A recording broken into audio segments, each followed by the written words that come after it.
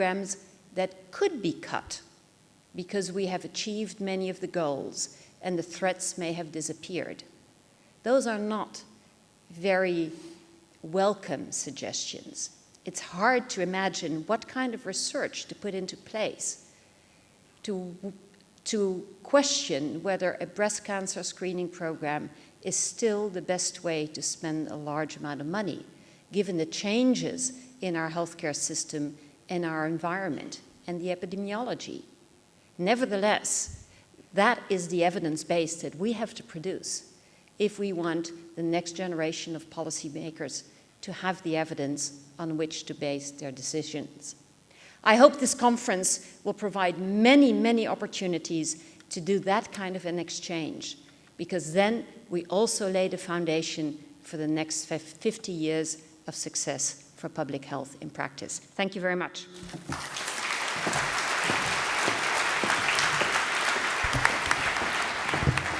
Thank you very much, Dr. Gunning-Schepers. I would like now to introduce Dr. David Stuckler, who is the university lecturer in sociology at Cambridge University. He's also a member of the associate faculty of Johns Hopkins University in Baltimore, an associate fellow of the Chatham House Center on Global Security, and visiting senior research fellow of the South Asian Network for Chronic Disease of the Public Health Foundation of India. Previously, he was also a research fellow at Oxford University and assistant professor of political economy at Harvard University. And the title of his contribution today is Turning Evidence into Policy, a Case Study of Austerity. Dr. Stuckler, the floor is yours. Well, thank you very much for that very kind introduction. It's a great pleasure to join you at what is one of the most important topics we face in all that we do in public health, putting evidence into practice. We've just heard steps we can take to enhance our evidence, to educate the next generation. But there's more, and I want to talk about the next step. Sometimes putting evidence into practice is put as an analogy like crossing a river, trying to get to the other side, to an island where the policymakers live and work. And if we can get past p-values, peer review, we have a chance of making a difference. But even when we get to the other side, we'll find we're just one small voice of many, lobbying for the attention of political leaders. Where true power that we confront is not just the ability to get our policies on the table, but true power is also expressed by those keeping policies and evidence off the table. So what I was going to talk about today was austerity and the failure of us to get evidence into policy to prevent some of the devastating impacts of austerity we now see in Greece, in Spain, and in Portugal. And that's what you'll see in the conference program listing the session. But then about a month ago, when I received the conference program, I noticed a major change of events. By now, you're probably wondering, who is this man on the slide? He's the man who should be here, who should have given the keynote speech, who should be at the podium right now. And of course, those of you from Malta will know him very well. This is John Dalli, the EU Health Commissioner. Or I should say, he was the EU Health Commissioner until about a month ago. John Dalli was spearheading an evidence-based initiative, a tobacco directive, to strengthen effective public health policies on tobacco in Europe. As the process was moving forward, Swedish snus company filed a complaint accusing the health commissioner of fraud. Dalli was called into the office by the head of the EU Commission, given 30 minutes to resign, and while protesting innocence, at the time, felt he had little choice. Then, the next day, thieves abseiled into offices in Brussels, breaking in to the Smoke-Free Partnership and the offices of our colleagues at the European Public Health Alliance. Laptops were stolen. And in a case already stranger than fiction, 1 week later, the head of the fraud investigation of Dali resigned. So welcome, everyone, to the real politics we face in Europe of getting evidence into practice. Where we've learned a lot about how those who wish to prevent evidence from getting into practice operate, thanks to the disclosure of tobacco company documents. In history that's familiar to many of you, we've seen how big tobacco played dirty, starting with a frank statement to cigarette smokers, published in the New York Times, saying, "We believe the products that we make are not injurious to health." They lied, for we now know, at the time, not only was the industry aware of the damaging health effects of their products, but they were using advanced neuroscience and biochemical techniques to increase their addictiveness. And in step with as our evidence progressed in public health on tobacco, so did tobacco companies ramp up their strategies. The next maneuver was to bias science, to generate knowledge by whitecoats. That's the term tobacco companies used for you and I, the scientists producing the evidence, trying to cross the river to get it into policy.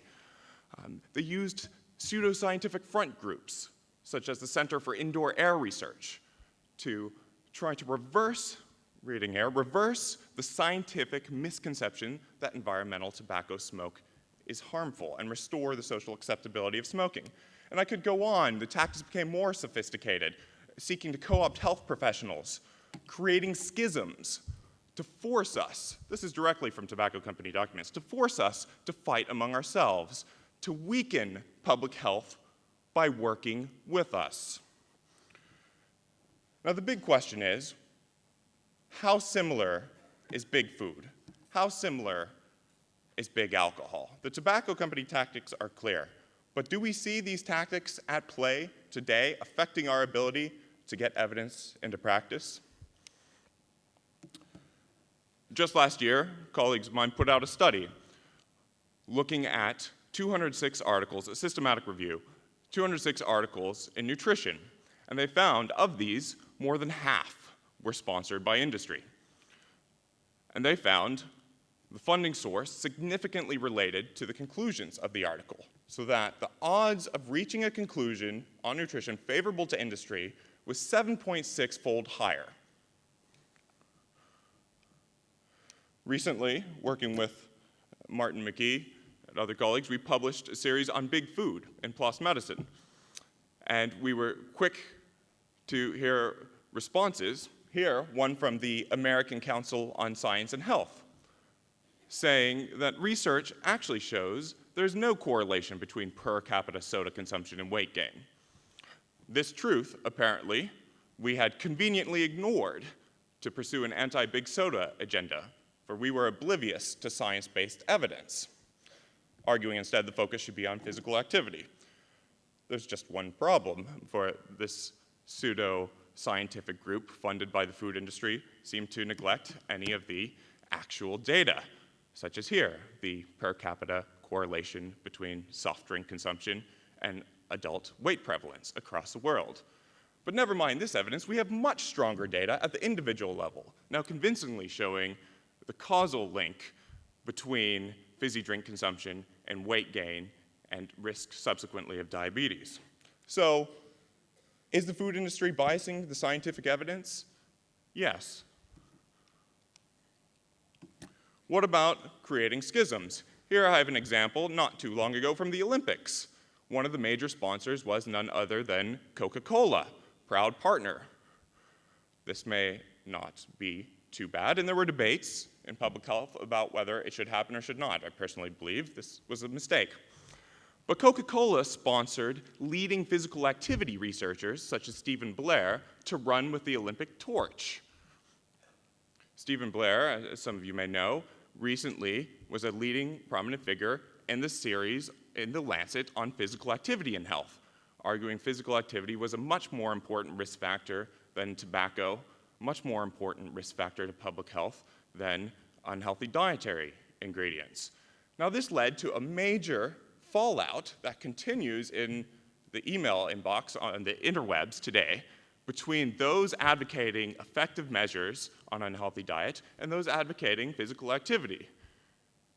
It's obvious we need both. Obvious that in obesity both have a role to play, but is industry effectively creating schisms in our field? Yes, they are. So the big question is, what are we going to do about it? How are we going to better get evidence into policy? And what policies should we advocate? Here I have the former health minister of the UK, Andrew Lansley, saying that industry should be seen not just as part of the problem, but as part of the solution. And the UK has pursued a path of private-public partnerships, arguing food is not tobacco, we all must eat, therefore we must work with the food industry.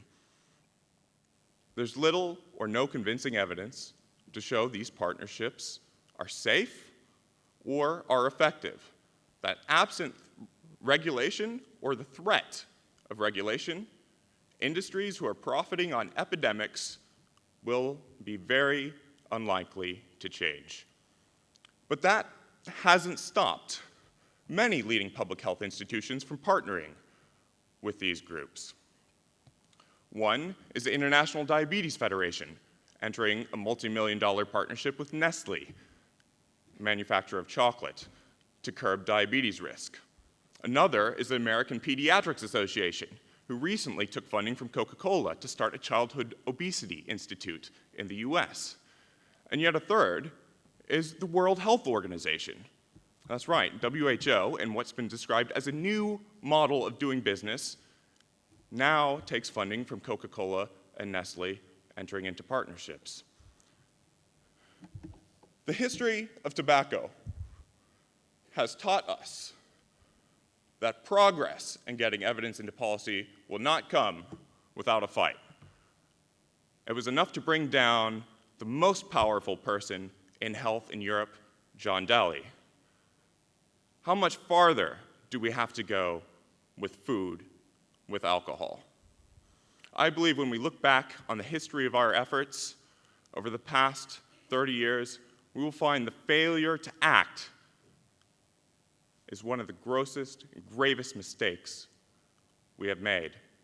I believe these partnerships are a trap. But I only have 10 minutes to discuss the possibilities.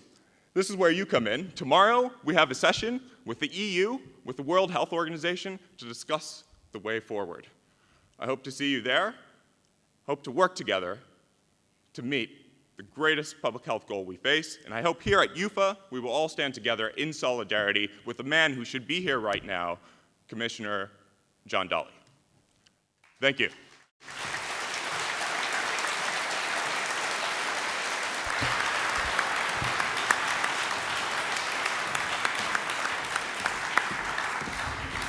Thank you, Dr. Stuckler, for a very thought-provoking presentation. Thank you for that. I'd like now to introduce Professor Laura Morlock, who is also the Associate Chair for Health Management Programs in the Department of Health Policy and Management at the Johns Hopkins Bloomberg School of Public Health. She is a sociologist with primary research interests in how organizational and managerial factors affect the quality and costs of healthcare, and her current research projects include evaluations of a number of quality improvement and patient safety initiatives. The title of her presentation is Why Can't We Get from Evidence to Policy? Professor Morlock. Thank you so much. I would also like to start by thanking the Executive Agency for Health and Consumers and the conference organizers, particularly Dr. Julian Mamo, who issued such a kind invitation to our school to participate in this amazing event. So I was asked to speak about why can't we get from the evidence to the policy, using some perspectives from North America and giving emphasis on the possible role of implementation science. We often think in terms of a cycle from evidence to implementation to evaluation, which then creates the need for additional evidence and thus more research. And the first step that we think about in this process is the creation of actionable evidence. First of all, through research, knowledge is generated, tested, and evaluated. Then experts, and we've talked already about some of this, synthesize findings. The rigorous, considerable efforts of the Cochrane reviews are very prominent examples. And then usually others among us create what we call knowledge tools. And these are to help facilitate application, the adoption, the uptake of evidence. In the clinical arena, we think about clinical guidelines. In a field that I collaborate in, patient safety, we have developed all kinds of checklists to help clinicians on the front line use evidence in their practice. In the policy world, we think about syntheses, policy briefs, analyses of the pros and cons, increasingly evidence on the costs as well as the benefits of various policy options. We think of conferences like this as a policy tool. However, there is a widely recognized gap in many areas between evidence and translation to policies, programs, and practices that affect public health outcomes. In the US, for example, we have a lot of good evidence that only about half of adults and children in the US receive evidence-based prevention and curative services in primary care settings. So in recognition of this evidence to action gap, more resources are now being devoted to trying to get a better understanding of the science of knowledge translation and implementation.